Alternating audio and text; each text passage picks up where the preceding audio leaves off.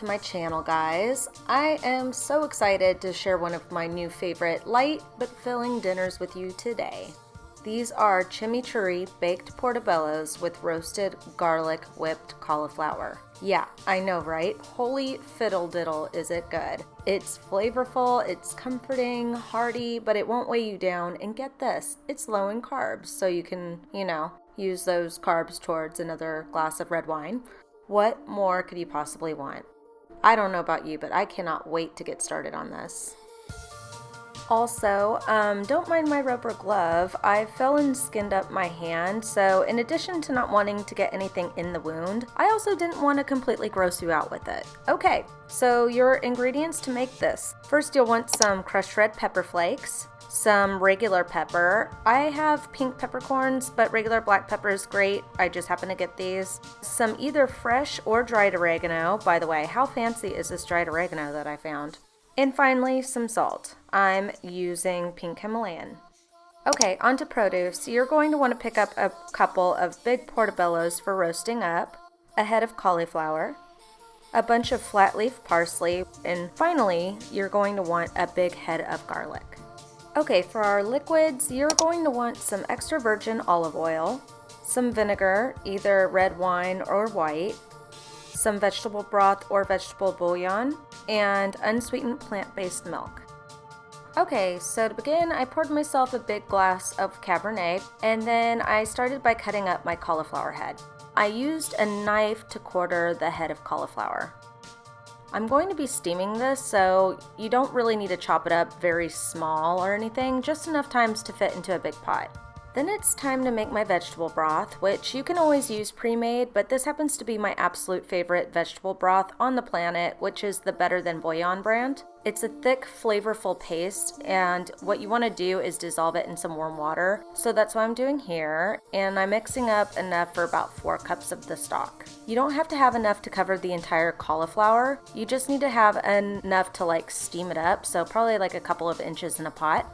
Then, once my veggie broth was mixed up, I placed the cauliflower into a big pot, poured in my veggie stock, and covered it, and then turned it on to medium heat to steam. While that was steaming up to be soft and tender, I started preparing my portobello mushrooms. For this, all I did was very gently tug on the stem to remove it. I've seen some people scrape the brown underside of the portobellos before, but I actually don't feel like it's very necessary.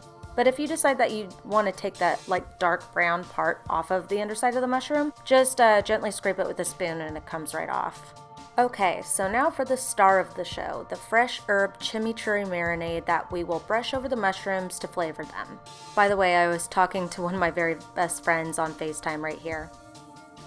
To begin this very fresh, simple herb sauce, I cut the ends of the stems on the parsley off and then just gave the parsley a quick chop. Adding that into a bowl, I followed with some ground pepper, and then I chopped up about 4 to 5 cloves of fresh garlic to go in there as well. And I will say it was rather difficult to slice up the garlic with the glove on because it was really sticky and it was giving me some problems, but I got through it.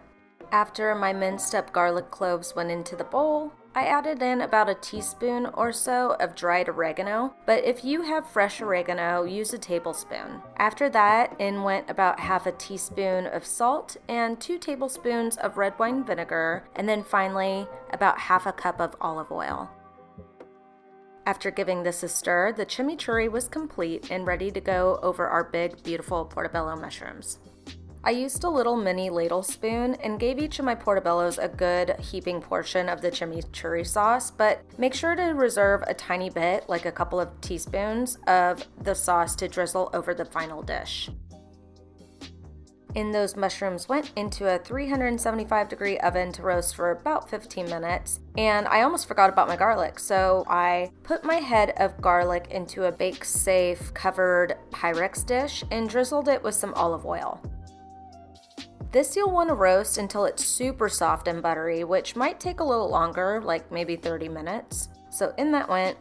Okay, so time to get started on the whipped cauliflower. The cauliflower florets that have been steaming are nice and fork tender, so I'm grabbing a bowl and a slotted spoon and just transferring those soft cauliflower pieces right in. I'm saving the rest of the veggie stock for later use in a saved glass jar because, you know, we don't want to be wasteful over here. And I added in a splash of unsweetened almond milk.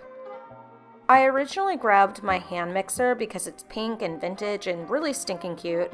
As I started to whip these up with my hand mixer, I realized it didn't work out so well for the cauliflower, so I ended up transferring the mashed up cauliflower into my Ninja Bullet and then popping that on the motor and whipping it that way. That seemed to do the trick. By that time, my portobellos were all nicely roasted and done cooking, and then a few minutes later, my garlic was also nice and buttery and soft and ready to be added to the mashed cauliflower. You'll know that the garlic is done when you can easily squeeze the garlic from the cloves from the head. And in those went into the mashed cauliflower, and I just re-blended that up for a bit until it was incorporated.